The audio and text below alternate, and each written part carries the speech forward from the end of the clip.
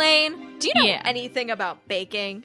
Well, a fun fact is I actually was known for getting drunk and trying to rebake things, as in like not like refried beans with cake. Okay. I mean more in the thing of like, one of the things that has fascinated me most is someone had to come up with the muffin at some point, right?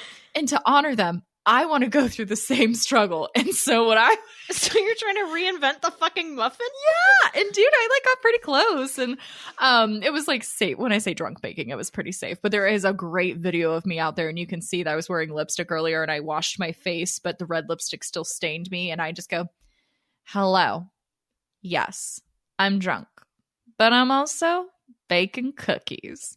And every time I tried to make cookies on my own, they turned into flat sponge cake.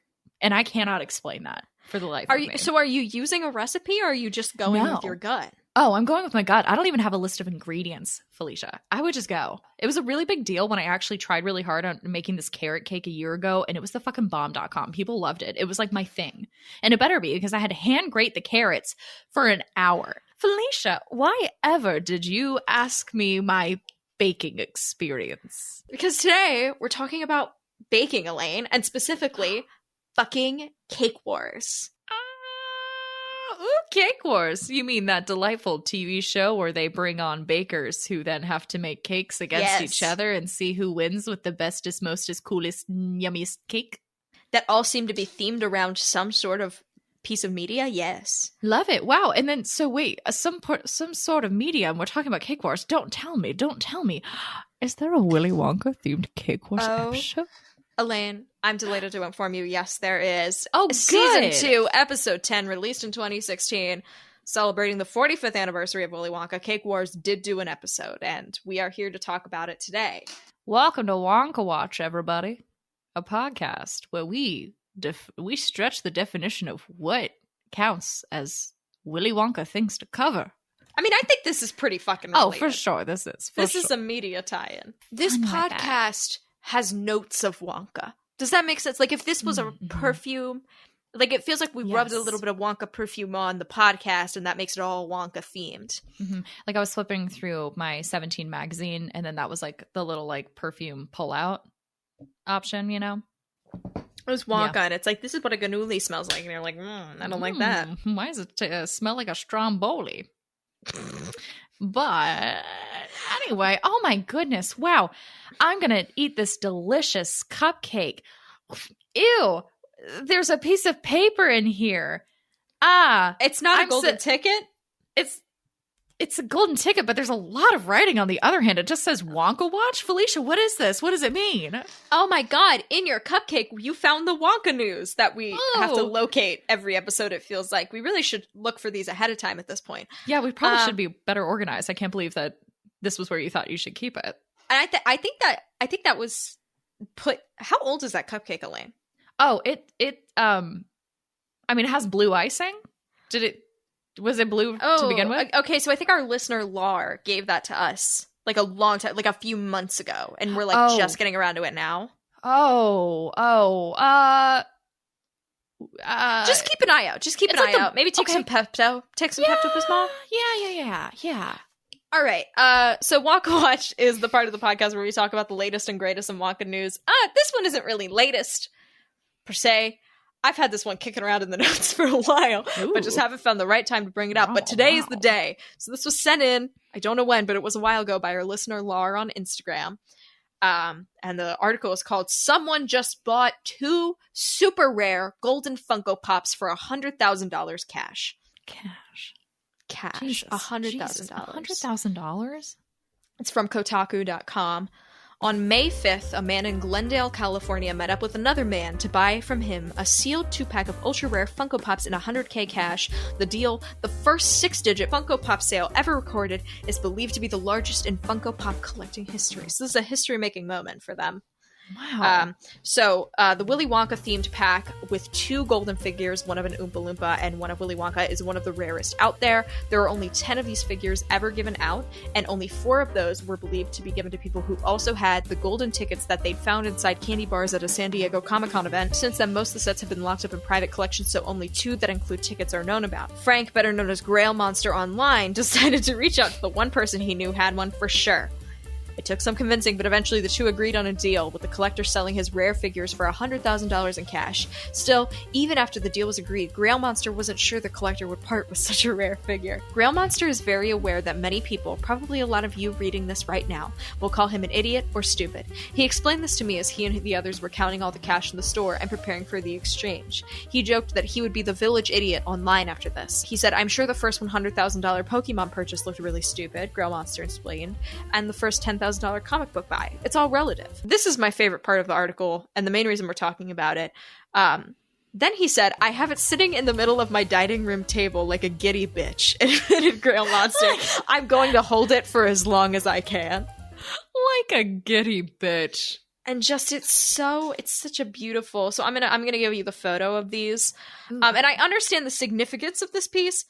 Now the actual item itself, not for me. But you know what? I respect him for loving this thing so much. You know what I mean? The description of anything being like a giddy bitch is now going to be part of my language. No, it's a beautiful turn of phrase, and I respect Grail Monster for...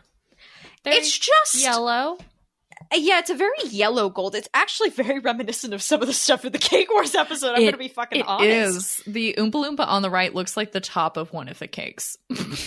Oh, yeah, we're going to talk about the fucking box cake. Oh, we're going to talk about the box cake. Oh, my God. I respect it, and I'm happy for them. Yes. But thank you again for sending this in. I will never get the phrase... giddy bitch.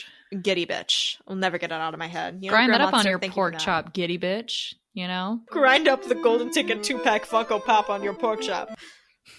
Grind up that Funko Pop on your pork chop. Pop that Funko Pop on your pork chop.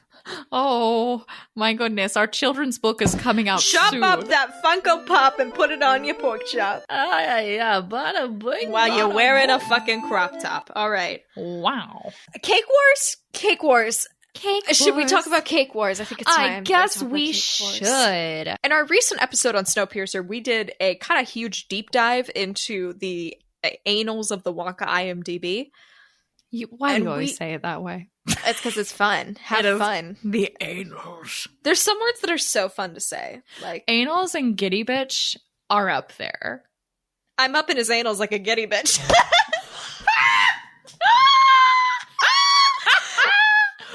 Really everybody email us at wonkarapture@gmail.com your fun phrases. Don't scare us though. So we found this up in deep dive. A 20-minute deep dive. 20-minute deep dive into the depths of Wonka IMDb, and we found this Cake Wars episode, and we were like, oh my god, how do we not know about this? And I was like, we're adding it to the episode calendar. I want to do this very bad. And you know what? I feel like it was really fun. I had a great time watching that. I love shows like this because, like, I've never seen Cake Wars, but I feel like I've seen Cake Wars. Do you know what I mean? Exactly. Like, it doesn't take much to kind of grasp what's happening, even though I also felt at the same time I had no idea what was happening. The pacing, in a way, almost felt like a Mr. Beast video. It wasn't as fast, you know, but I was like, oh, wow, I have no time to really digest who anybody is or what's happening, but sure.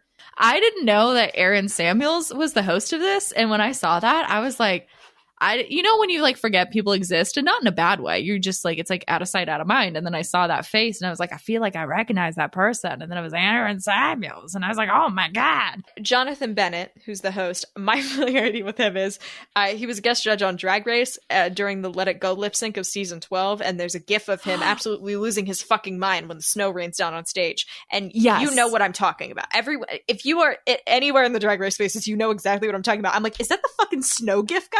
I forgot to say that's actually how I recognize him, because my friend and I just wrapped up season 12, and I was like, oh my god, that's him. And then I watched this and was like, oh my god, it's him. This came out in 2016, season 2, episode 10, and the winner of the episode has their cake at the 45th anniversary party for the 1971 movie, which they talk about a lot. We'll get into what this party is later. And I think, did they win $10,000? Was that what it was? You win $10,000. And they really jump right into it. So in the intro, Jonathan Bennett, he's wearing a hat and a cane. And I appreciate his commitment to the bit. There's an intro animation that's very Wonka-esque, but I think that's just like for all the episodes, there's cake boxes on parachutes and shit. And then Jonathan Bennett comes in with a limp and he does the fucking role. He commits to the bit. Role. And he does a good job with the role. I was proud of him. There was a moment I was a little worried. Yeah. Things got a little out of hand. He really committed. I'm going to be honest. I kind of want to. So every episode of the show is themed after a different property. And I want to watch a supercut of Jonathan Bennett doing all of these. There's a Minecraft episode. What the fuck is he going to do on the. There was a Star Wars episode. And I know in my heart, like I could see him wearing the little cape and the hood and doing like a. Because he commits to this so hard. And I kind of just want to watch those parts exclusively. I canceled my Discovery Plus subscription already, so that's not going to happen. But I considered it. I also want to say production-wise, I assume the Bakers knew beforehand they were doing Willy Wonka, but they're really acting like they don't. They really were. I was going to say, because like they basically give them no time. Like it looks like there's no time for them to plan these cakes and it comes out of nowhere. I'm like, these cakes were pre-planned. You know, like there was no like, here's your half hour to think of your concept and go. It's like they knew. But they were really good actors about it, you know? This jumps right into it. It's very Mr. Beast in that apparently there's a first challenge that's flavor-based with like inspiration ingredients. Jonathan Bennett clicks his little heels together. Very fun. Good. The inspiration is chocolate, and more chocolate, and they have to include a golden ticket somewhere in their design within 75 minutes. So for 75 minutes, I will say all of them did fucking great. Like it's insane. The bakers on the show are very good. But here we get introduced to our 4 contestants from the episode. First up is Abby Quartermanch, who owns A to Z Cakes in Vermont. And she says chocolate's hard because everyone knows how to do it. So you have to make the best chocolate cake ever, which like, yeah. I will say I watched this and I was like, every time anyone said something, I'm like, oh my God, they're so right. They just all sounded so like, confident. Totally. Yes. Yeah, I knew that you're so right. Oh my God. So her cake is saying, like, she says, remember when Charlie passes the library on his way to the candy shop in the book? Do you remember? No, I don't. Because I had a moment where I was like, do I not know this? To be fair, I think we erased the book from our memory. That's true. So I don't think she's like, wrong. I think the problem, though, is like, she might not be wrong. But if we, the Wonka experts, don't remember that, is that the best choice? That was my thing I kept coming back to on multiple cakes. Know all of it. Like, if I don't recognize the Wonka-esque in your cake, you've got no fucking hope, because no one knows more than me, you know? Yeah. She decides to make it so that Charlie finds a golden ticket in the book instead, which Roald Dahl would have loved that. Like, he was all about reading it. Honestly, I think if that was what happened in the book, it really would have strengthened the moral message, to be honest. But, you know, it's fine. Like, I think she was onto something. Yeah, I like that idea. That's a cool idea. We like your concept. But the execution later was just it was subpar. Now it left something to be desired. So next, Mimi Hood, who kept saying scrum diddly umption slightly differently. She did that like 8 times during the episode, and she seemed very fun. I love Mimi. She owns Mimi's Mocha Treats in DC, and her design is guess the way to the gumballs with a golden ticket hidden in there. And she put in salted caramel peanuts because the best candy bars have some crunch, and she's fucking right as a Mr. Goodbar stan. Third is Candace Gonzalez from Sugar Bee Cafe and Bake Shop in California. And her favorite part of the movie is when he bites into the teacup. So she bases her entire cake on that. And she says it will remind the judges of that. And I was thinking, God, I wish I was someone who had to be like reminded of these things. Do you know what I mean? Like, I wish I was like, oh my God, I remember that now that you made that cake. Right. And it was funny though, because like the teacup and me going, oh, the teacup. You know, we know the teacup, the exact timestamp of that in the 1971 movie. I can picture the entire scene playing out of my head, unfortunately. I see it. No, but that is that is a really good part of that movie. So it really is, and that's not one people like. I feel like actively talk about. They're like, oh, when I think of the 1971 movie, it's the teacup. But we all know that scene and how crazy, like, cool it is. So I really gave her major kudos for that. And I loved the editing on this because they play horror music over her saying, I want to use dark cocoa powder to get the deep chocolate flavor. And I was like, is that bad? Is that bad? Is this a problem? The sound effects were so funny. There were definitely moments where you could tell that they were like, can you say this like a little more stressed because they needed something to be heightened? I genuinely think that they made someone have a mistake each round that they filmed after the fact. Well, because like at one point someone burnt their chocolate chips. Do you know how easy it is to remelt chocolate chips? They made it sound like it was the end of the world. I'm like, this is like it's not great for time, but it's like you could fix this in the span. It could be burnt and fixed within 6 minutes. I don't know if it happened on this episode, but I'm sure there are some episodes where nothing goes wrong and they film something later to be the drama. Like there's no way they don't. There was some like really quick editing too, where like something bad would happen and be like, "Brr," and then they go right back to a good thing, and it was like and then they re-explain the concept of their cake for the 8th time that episode because you're coming in on commercials. So then last is Jason Heisley, owner of La Cakery in Maryland, and he says La Cakery is a little cake shop, but I want to turn it into a cake empire, baby. And I really felt like during the second part of this, he was going to be like, the judge's critique really lit a fire under my ass. I feel like he knew he was on a TV show and was really playing up the character. Yes, and I respected him for that. Yes. The cakes in his demo looked fucking incredible, though. Oh my God. The photos they showed looked great. I felt a little bit catfish, I'm going to be honest, but nothing major. I still think he did a great job, but none of them were on that level, which to be fair, probably had much more time to put into those. So I don't. Fair. And like the pressure of his demo pieces, I was like, why the fuck are you on Cake Wars? Like I was like, why are you here? Yeah, well, and he has like a really extensive background. Yeah, he was baking trained in too. Switzerland. And that's not to say that he's necessarily better just because of that, but just the way he went on and on, I was like, should you be on like School of Chocolate instead? That's what I was like. I'm like, you were giving me School of Chocolate vibes. So he has his assistant Elliot paint a Vincent van Gogh inspired Oompa Loompa portrait. Insane. It was so good. Very well done. It was incredibly well done.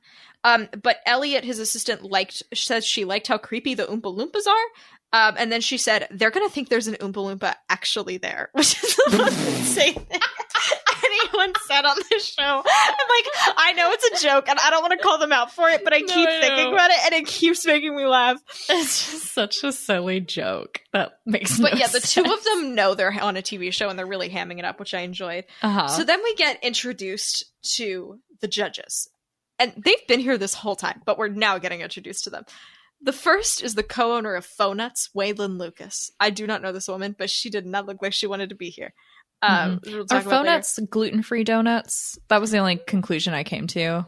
Enlightened donuts, always baked, never fried, all gluten-free with vegan options, based in LA. Resident judge Ron Ben Israel, who, God, I loved him. He was great. I loved him so much. And then Paris Themin. Yes. OG 1971 Mike TV. And when I read, I was like, oh, okay, we can do the Cake Wars. That'll be exciting. You know, like that's fun. And then I read, oh, Paris Themin's a guest judge. I was like, I think I was perhaps the most excited person about that. And I don't think anyone was that excited. So hilarious. And one of the groups is like, oh, yay, Mike TV. And does like little finger guns. But yeah, that was funny. Like, oh, Mike TV, you know, boop, boop, boop, boop, boop. And I was like, oh, man, to have to need a reminder. God, what are those days like? I will say though, Paris Themin knew what he was doing. This, like, he was on it. He was on it. He like knew the fact. He's like, I know that I am some dude who played this thing when I was 8, and you know what? I'm gonna own that fact, and I respect him for that. He looked like he was having fun. Also, yes. That was the nice thing, and he had like things to say about the cakes. It wasn't just like that awkward. Like, not to bring it back to always Drag Race, but sometimes the guest judges on there, I'm like, are you on ketamine and they're like making you robots say 2 lines or something? Because you're not giving us anything. But I want to say every time the Jonathan Bennett says anything, the Faux-Nuts lady cringes out of her fucking skull, and they show it every time. And it's so funny. She just gritted teeth. To me, I got the vibe that she did not want to be here. Like, no, I don't think I got that too. Like, I think she was like, oh yeah, I guess I'll do like Cake Wars, but then got on set and realized what she had signed up for. And yeah, like you have to like sit there and wait while everyone does the cooking and baking. And Jonathan Bennett does Veruca Salt impressions at you. You know what I mean? So great. Yeah. So fun. So we're at the end of challenge 1, and Ron Ben Israel says he's looking for deep dark chocolate with spices as mysterious as Willy Wonka himself. Which sounded like weirdly like, do you want to hook up with Willy Wonka? We're not going to. Yeah, do you have a thing? Are you good? It never came up again, but that was the only time. And it also has that thing. So the show is designed for people to pop in and out on commercials breaks while browsing, which means they restate their intention like every 3 minutes. So the amount of times I heard that one guy say, we're making a crazy Oompa Loompa self-portrait 5 times at least, if not more. Yeah. But All of these cakes look fucking incredible for an hour to 15 minutes. It put the end of that Mr. Beast video to fucking shame. It was like, you know. Oh my gosh, yes. They present all their cakes. We have the teacup cake. Ron Ben Israel says, this is nice that it's all edible, but the ganache is good, but it exclusively being chocolate leaves it a little flat. Her golden ticket, I do think, looked really good. Paris Themin acts sort of as the Wonka expert of the episode. Yeah. Because he's like, you took an image from the movie and you made it your own, and Wonka might have appreciated that innovation, which he's right. Like, I'm not going to argue with him. Yeah. I agreed with the judges on like 90% of their points throughout this episode. Do I agree with the verdict? Debatable. But I agree with what they're saying. And like, I can't judge the cakes. Oompa Loompa cake. That was stunning. The backstory the guy imagined for it was that you found it at a yard sale. It's a Van Gogh Oompa Loompa. Like, surely you could have like a heist or something, you know? I understand what he's saying, but my favorite line of the episode, Ron Ben Israel describes the cake as musical because it has so many notes. Yes! And the cake quality was good, but the design was a bit sloppy. Moving on to the gumball cake. This was my favorite out of this bunch. It was so fun. It was so fun, and it really nailed Wonka-esque without being direct from the movie. Which I appreciated. So Ron Ben Israel said he wished the cake was never finished and that this is how cake should be. Which, like, damn. And Paris Themin deadpans and calls it scrumdiddlyumptious, which was, he did a lot of deadpanning this episode, and it was good. And then the book cake verdict, Ron Ben Israel says the cake's good, but the other things don't work great. The design's a nice idea, but it's not whimsical enough. And he's not at the world of Willy Wonka, which, like, he's right. But then Paris Themin mentions the moral implications lining up with the book. And I was like, oh, this dude fucking gets it. He knows what he's talking about. Yeah. He's ready. He's ready for anything. Oh, and then the book cake goes home, which was not a surprise from watching the critiques. You knew what would happen. Yeah. And she even admitted, she's like, it wasn't Wonka enough. But it was still a cool idea. It is wild how much they're judging things on, like, the tone. Like, also, I'm sorry, the way that John Bennett goes about telling people that they haven't moved on, there's like not a lot of time. He just goes, Felicia, sorry, you've been cut from Cake Wars. Or it's something like really intense, like not nice. It's like, I'm so sorry, blah, blah, blah. No, there's not even a sorry. That's what it is. He's like, Felicia, you've been cut from Cake Wars. And it's like, oh, for this show that seems pretty happy, peppy, whatever, it's just really fucking blunt. Yeah. And it's like, oh. So now we're moving on to the final round of the episode. The way they set it up, I really thought there was going to be 3 rounds, but there's just 2. Yeah. And they didn't, like, the name of the first one was, like, I don't know. I didn't know the names of any of it. But the final round is the cake-off, and they are tasked with doing a tour of Wonka's factory, including characters for the film. The Ultimate Candy Factory Cake in 4 hours, which is a very short amount of time. So they all lay out their intentions. Candace, who made the teacup cake, wants to make a 5-tier cake, which each tier representing a different part of the factory. And the mock-up of this looked awesome. Like, the drawing of this looked so good. Jason, who made the portrait cake, was kind of similar to the first one, but a little bit more abstract. I don't know. It's got, like, candy bars as different layers. Yeah, like, he basically spilled Red Bull on the similar idea of each layer is going to be a different room, and it got wild. And then Mimi the gumball cake. Sorry, I'm not gonna Mimi the gumball cake. And then Mimi, who made the gumball cake, goes for a more whimsical approach on the feelings you get from the movie. And there's like a chocolate river. There's like a pipe spitting out chocolate river stuff into like a lake around it. And like, it's more vibes. You know what I mean? Mm-hmm. And everyone's calling it the Wonka Vader. Is it called the Wonka Vader exclusively in the 1971 movie? It must be. I think so. It has to be. Maybe he only calls it the glass elevator because once. It is because we made a callback to, he said Wonka Vader. Felicia coming up with Wonka puns. She's excused now for forever because Wonka Vader is the stupidest thing. I recall this. Okay. I've really gotten better about that. I've changed. Oh my gosh. And to watch you blossom into the woman you are has been such a privilege to watch. I thought you were about to X out this window. I thought you were about to be like, fuck you. No. Fuck everything. So they get 2 extra assistants for extra help. A lot of goose representation on these cakes. Lots of geese. They're not real. Lots of geese. 2 teams are doing Oompa Loompas. And Candace's Oompa Loompas are genuinely really cute. Like, they are, like, I've never said that about an Oompa Loompa, but the way she designed these and her team made them genuinely was very adorable.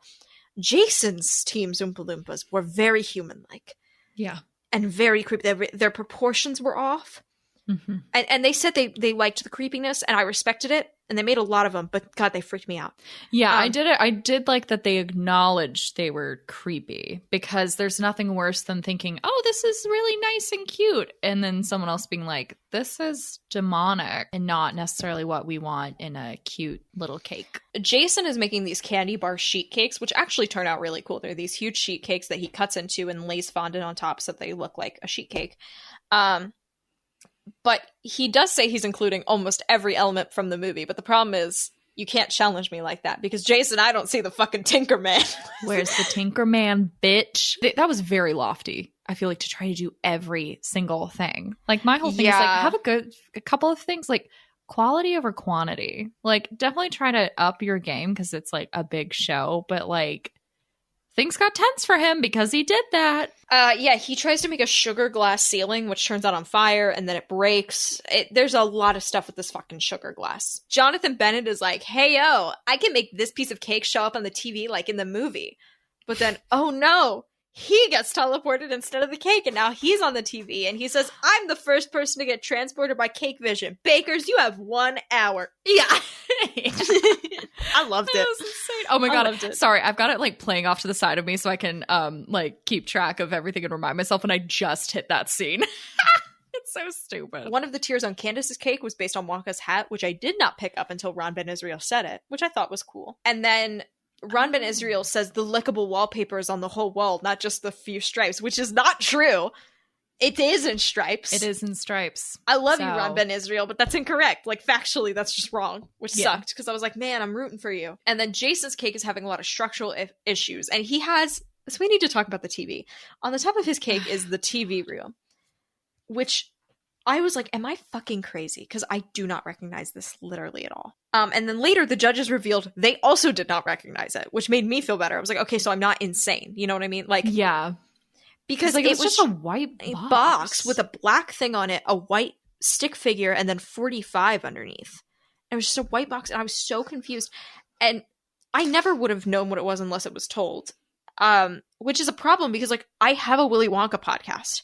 Yes. I have these references. If I don't recognize it immediately, who is going to get it? Do you know what I mean? Like, so then we're at the final results at this point. I feel bad, but most of the cakes from the first round look better. Yes.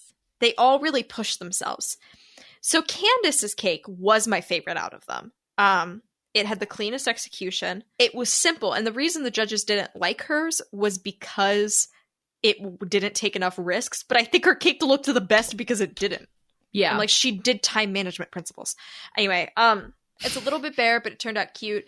It definitely had the best interpretation of the Wonka Vader, in my opinion. She really nailed that. Ron Ben Israel says the cake looks timid, but Wonka likes to take risks. But her flavor is good. If I was judging, I would have picked her as the winner. Because her TV room also is so cool, because the way she shows like Mike dissipating into tiny fractals is like little sprinkles coming out of this little like figure and all around. I was like, this is cute. Like, she actually referenced the most things from the movie. There was a turnaround of the cake later that showed she had the things from his office that's broken in half. So she had like half a clock and half of a painting. And I recognized every single one of them. And that's why I think she should have won. She genuinely hit the most elements and had the best execution, in my opinion. And then Paris Themmen says it's missing exuberance, but on the flavor, he says, I think it needs a sousant of snozberries. Why did I write strawberry? What?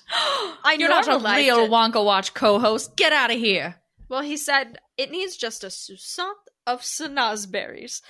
Very so fun. So then Mimi puts her cake up, which I liked the idea of this cake, but the execution was rough. It made me so sick because I was rooting for Mimi. Same. I loved Mimi, and then this was happening, and I was like, oh no. Like, if she had more time, it would have been killer, but...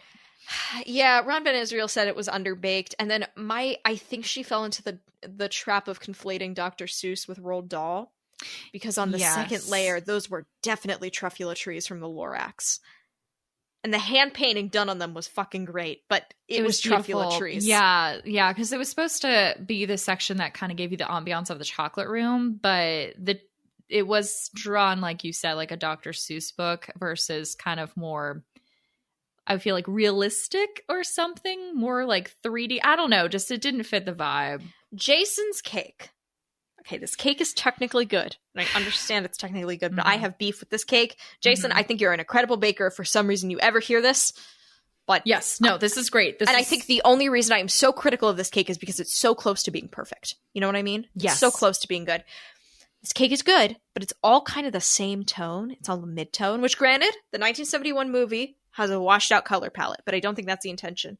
But I feel like just some stuff needed to be pushed so that this cake doesn't all blend together the way it does, because the way the chocolate bars are stacked, all the bright colors are trapped between these chocolate bars, which puts them in shadow. So you can't really see the most interesting parts of the cake from afar. How would you describe this cake to everybody? Because there's a lot. Describe this cake. It's like it goes like staircases in terms of longest to shortest. It's supposed to make you feel like it's unstable, which it kind of is. And so each tier almost of this cake looks like it's on a chocolate bar. So there's one, I don't know. There's like a big box at the bottom, though. I don't really know what it is. There's a section of squished lollipops in between, which I'm making this sound like it's gross. It's really cool, but it's just cool. But it also looks like a stack from. And one of the judges' critiques was that from the side profile, you can't tell they're chocolate bars, which is kind of true. Which is true. From the top, it does because he made these little divots, but from the side, it kind of looks like a bunch of pizza boxes stacked on top of one of another. The Oompa Loompas are holding up one of the chocolate bars, which is very cool. And then at the top is just a square box, which really throws the whole thing off for me. Yes. Like with a glass ceiling that the Wonka Vader is crashing through, which is cool. It was well executed, but yes. It's just... There was parts of this cake that bothered me. He does has the fizzy lifting drink room, but he put bubbles coming off of him. But the problem was they were on lollipop sticks, and the judges were like, well, because it's a candy cake, I just thought they were lollipops, which I did too. I did not catch that was the fizzy lifting room. It was a lot more abstract with the interpretation of Wonka, but I don't know if that was necessarily a good thing. Yeah. But like I did not get most of his references until he said them, which is really bad considering I'm the host of a fucking Wonka podcast. Do you know what I mean? Like, yes, yeah. That should be easy. And especially one who takes Wonka as abstractly as we do. We should have been able to get this. Yes. I feel the same. I felt the same way. But I do agree. Paris Themin said, even though the details weren't 100%, the ambition is remarkable, which I do agree. It does have a lot of ambition, which is really what he won on, was how much he went for it. And the fact that Ron Ben Israel said it was one of the best buttercreams he's ever tasted in his life, which I really think is what won it to him. Because that seems like it was a big deal. I don't watch the show, but that seemed like a big deal. But he also says the cake seems dangerous and a little scary, which I did think was funny. Yes, yeah. And then Paris said he thought if they switched off the lights, the Oompa Loompas would start stealing parts of the cake like Toy Story, which I did think. He didn't say like Toy Story, but that was the implication, and I thought that was fun. I did, because it is an accurate description for the creepy Oompa Loompas that are and none of the judges got the Mike TV room, which made me feel way better, because I was like, what is that? That's not the Mike TV. What is that? That's not the TV room. It looks like a billboard. That's not even 2005 TV room. It's just a white, boring box with an ambiguous silhouette holding up 45 and the most uninteresting cut of 45 TV. I got no offense. This is still well done. I'm just confused. We could not do better. Trust us, we could not do better. Because that his Wonka Vader with the glass ceiling was gorgeous. That was so... I would just like really a cake of that. Like a cake of that would be cool. A TV But in room. the end, the winner is Jason, which was expected. The cake is very good. We just have beef and we're very hard to please. So then it's like, all right, we got to get this cake onto the Warner Brothers lot. Now this is... for the big 45th anniversary party. You're like, oh my gosh, who's gonna be there? Like Mike TV was a judge, so who else is gonna show up to this thing? Like, are we red carpeting, like looking really nice? Oh my gosh. And then they cut to what looks to be about 12 people in a hotel lobby. Mm-hmm. I genuinely think are just people who work at Warner Brothers grabbing a slice of cake before they leave their job. Yes. The way they talk this party up, they mention up every break, and it looks like it's just in the break room at the office. Yeah. They're in front of like a JPEG printout of a city skyline. And Jason's like, oh my God, it's so nice to have the thing here. Meanwhile, it's just him as his assistant and 10 people you've never seen before in your fucking life. Like they didn't even like bring in more people to make it filled out. Because I feel like sometimes in these things, like I think in Cupcake Wars or something, I've seen it where like it is an actual party. But this looked like it was filmed in Mr. Beast's YouTube video for his warehouse. Like it looked like it was filmed in Mr. Beast's office. Mr. Beast's office. You guys, like it was just like, I don't know. kind of a bummer. I mean, who cares? You won, whatever. But it was just like, also, I'm sure there are big events for the 45th anniversary of Willy Wonka. I was like, that seemed like something that would be happening. So I was like, oh, okay. And then I said, it's over. And then I wrote, what a viewing experience? ? I think I meant to put an exclamation point, but you know what? I think the question mark is fitting. It came through. And so with all this being said, now that we've discussed this, I think we need to talk about what your Wonka cake would be, Elaine. What would you do? Oh my gosh. Okay. So I would not necessarily try to do every single room. But if I did, I would rather, this is controversial, I would rather do it like either a dollhouse that's open so you can see inside, or I wouldn't go tall cake, I would go long cake. But it'd be like the roof was cut off so you could look in, and it would have all the miniatures. So like the base of the cake is at the bottom, but there's still all these cool things, and then it's like a pop-up book essentially. So yeah, I'd probably have the Chocolate River go like throughout a fucking Game of Life board.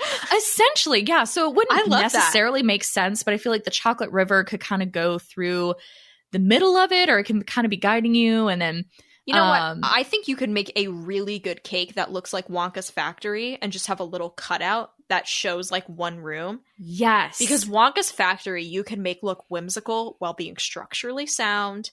It's recognizable while it's not taking you on a tour from the factory. You could do a lot with that. I mean, they were pretty stringent with their requirements. And honestly, with what they gave, I would probably come up with something pretty similar to what Candace did. Yes. Yeah. She just made a nice, good cake. You know? I definitely think like having a layer of the wallpaper, I think is genius. It's cute. It's nice. You can add berry flavors in that side. Like I like that. But yeah, I think I would try to do something that looked more like because I'm obsessed.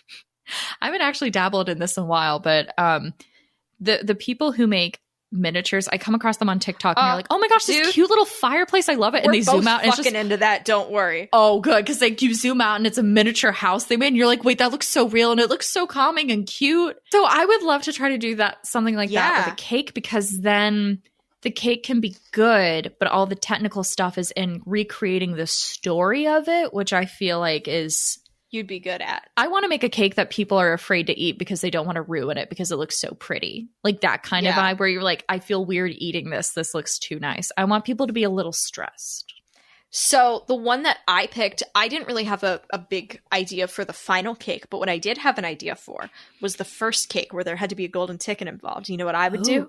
What? I would make the alternate universe where the computer guy does find the ticket and it's the computer, because that's a great base for a cake and it's spitting out the golden ticket. Oh my gosh, that's so good. Right? Wouldn't that be so fun? Okay. Make the Tinkerman's cart of knives. I was about to be like, it's either the Tinkerman would have, like, I would make the Tinkerman with the golden ticket, or deep cut. That kind of makes no sense. Willy Wonka is riding on the back of a vermicious Knid, speeding. Yeah? Speeding. No, I'm changing it to a Ganooli, I've decided. Okay. Speeding towards Vita Wonk. Grabbing the Vita Wonk. Okay, hear me out. So, no. Is this cake in motion? I've decided I'm changing my mind midway. Okay. So I want there to be wire. Like a wire spiral going down. I was just picturing you make a cake and you send it down like on a fucking string, like on a zip line. Holy fuck, hold on. Changing the plan. The cake is a vermicious Knid. Part of it, it's flying down like an alien about to abduct Charlie as he pulls out the golden ticket from, well, that's too on the nose. See, now I'm stressing out. I think I would have You're not on the show, Elaine. Don't worry. But I should be ready. I had a whole daydream where we were on Nailed It, and we did good enough in the first round. That's the second round. They hit a button, and we had to stop doing our baking for 3 minutes, right? And the thing was, Cole Byer was going to do Wonka trivia, and we like, for example, she would go, what was Gene Wilder's real name? And we would go, Jerome Silberman. She's like, it was multiple choice. And we're like, oh shit, sorry. Because we just kept getting them all right. And then she was like, what? That's like, if we ever did a live show that had Wonka trivia, I think you could potentially compete. I could not compete. And I don't mean that as a diss to you. I could not fucking compete. I would have to be the host. Like, not even. Well, I think you would also just get like twitchy also, you know? I'd get way too competitive about it. Yeah. My other option was that you just make a fucking nightmare of a cake, absolute disaster, and be like, it's Minus Land. Love that. Oh, you don't know about Minus Land? Oh, well, that's on you. When in doubt, Minus Land as a cake would be so fun. Because you could have different timelines. Ooh, I like it. I've made a Grandma Georgina's trip through U.S. history. We're starting on the Mayflower, and here's her witnessing President Lincoln's death. But yeah, that was fun. I feel like it was a light episode, not too much deep lore, just like nice light viewing. Popcorn viewing. It's always fun to see the offshoots and how media. You know, I guess this wasn't fully promo, but just kind of seeing the offshoots and the inspiration people have to do other things. So like a Wonka challenge and, you know, getting to look at this cake now and have our lives ruined because now we're like, is that real or not? You know, instead of being like, yeah, sure, Wonka. So I always love seeing the Wonka in the wild, so to speak. Yes, Wonka in the wild. I encounter Wonka in the wild so often. I was at my job a few days ago, and I texted Elaine a photo of a broken Charlie and the Chocolate Factory audiobook, and I said, so tempted not to repair this. I was given it to give to our children's department for them to replace the disc. I was like, I could just never hand it over. They might just never hand it over. And I knew I wouldn't. I never would, because I'm a responsible person who does my job. But God, it was tempting. Man, to feel the power. Like, I don't know. Makes rounds at the end of the day and make sure that nobody gets locked in the library. Elaine got locked in the library and she's very peeved about it. Understandably. I like set off the siren. Like, I cannot tell you. That's a whole separate story. I will tell you all one day. But it was a Friday. And they didn't even apologize. I thought the police were coming. I didn't know what to do. I thought there was horrible things happening. I stood up. I was like, it's so quiet. And then the siren went off and I was like, fuck. And then I genuinely thought a fire drill was happening and it was going to be really embarrassing that I didn't hear. And I was tempted to just stay and wait it out. But I went outside. Well, I had to pry open the sliding doors after I figured out how to unlock them. And then I debated, do I just drive away at this point? Anyway, whatever. I'm here now. But I got locked in the library on a Friday night. Oh. These cakes, this giving me a sweet tooth. And my sweet tooth can only be cured by one thing only. And that is predictions for Wonka 2022. 2023! I forgot when the film was released. Fuck. Whoop. Which, you know, is like 5 months away. Till 2023, not the movie, but gross. The year we enter. Yeah, I had that moment. I didn't like it either. I think my prediction is going to be that. Oh, this is good. We haven't done this.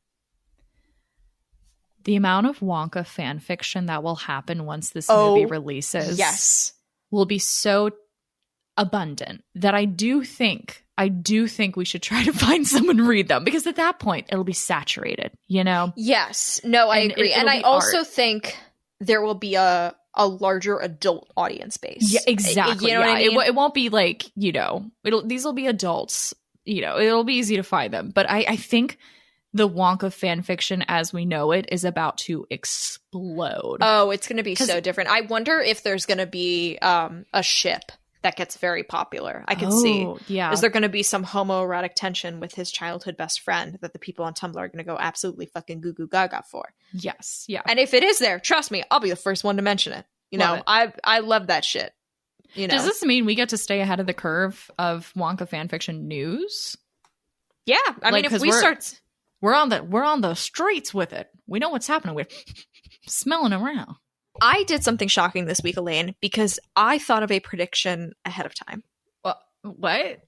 But I genuinely believe this will happen. I think this is the most confidence I've had in a prediction in a really long time. Okay. And I need to give you a bit of background, but I need to take a sip of water first because I'm getting lightheaded. Oh, I love it. Okay. So, there's a new free-to-play multiplayer fighting game that came out recently called Multiverses, right? It's partnered with Warner Brothers, and it uses all the characters, just any characters from like Warner Brothers canon can be put in there. So you have characters like from Scooby-Doo, you have some Cartoon Network characters, you weirdly have Arya Stark from Game of Thrones, because I guess HBO and Warner Brothers are connected. And I'm like, God, I want Kendall Roy so fucking bad. But that's not the point. But you have characters like that. And there's been some like leaks about characters that'll be added to the game. It's kind of small right now, but it's going to expand. And I was sitting there thinking, I've been playing it a little bit. I'm not great, but I'm okay. And I was like, they're going to add Wonka to this game. Oh my There's God. no fucking way they won't, because it's in beta right now. It's a pretty good game. It looks like it's still going to be active. It should still be active by the time Wonka 2023 comes out. There is no way they are not going to add Wonka to this game. He is a beloved character. And here's the thing about fighting games. They have different skins, which make the characters look different, even though they function the same, which means they can have a skin for Timmy Wonka, Johnny Wonka, and Gene Wonka, which would make them money because a lot of people would probably only want to play as Gene. You know what I mean? But they can use the same moveset, right? And there's so much you can do with Willy Wonka in a fighting game. Like, he can give fizzy lifting drinks and then the other people float up. Like, there's so many fucking options. Exploding gum for your enemies. Like, there's literally so much. Like, I cannot think Oh my gosh. Of any, I mean, they'll do something with the Oompa Loompas. Of course, the Oompa Loompas will like carry off people. Like there's so many fantastic options for that. And if they don't do it, I'm just going to be disappointed, you know? Yes. But I genuinely believe it'll happen. Fuck yeah. Which is rare I have that coincidence. I support you in this. So I guess that rounds out the episode. Elaine, do you want to do the intro for us? Because my brain is breaking. Do I want to do the intro for us? The outro. That's what I'm saying. Do I want to do the intro? Thanks so much for listening to Wonka Watch. If you would like to see behind the scenes, as in not behind the scenes, just visuals of things we talk about, go follow us on Instagram at Wonka Watch. We also have a TikTok, Woom Bam Bow, and you can do that at Wonka Watch as well. As we always say over here on Wonka Watch, we love to get your theories, your thoughts, your Wonka encounters, all that good stuff. And if you want to send it our way, wonkarapture@gmail.com. If you want to support the podcast, you can go to buymeacoffee.com/WonkaWatch. Felicia and I are going to see each other in October, and we want to maximize that time to the best of our abilities. So anything we get from buymeacoffee.com goes directly back into this podcast, so we can make really cool content. And we have a lot of cool ideas. We did a brainstorming session and put it in our fabulous, delicious Notion database. So it's real. It's there. We have ideas. We have ideas. Ooh. So thank you. And with that, I'm going to ring, call my past self. Hey, Lane, is this important? And the answer might shock you. It's not that important. It's not that important. Get me the fuck out of here. It's not that important. It was fun, but it's not that important. Yeah. I really want to go eat a fucking cake right now. So honestly, same. That sounds good. Okay. Bye, guys. All right. Bye. Bye. Bake a cake. Bye. Bake a cake. Brr. Baking soda or baking powder.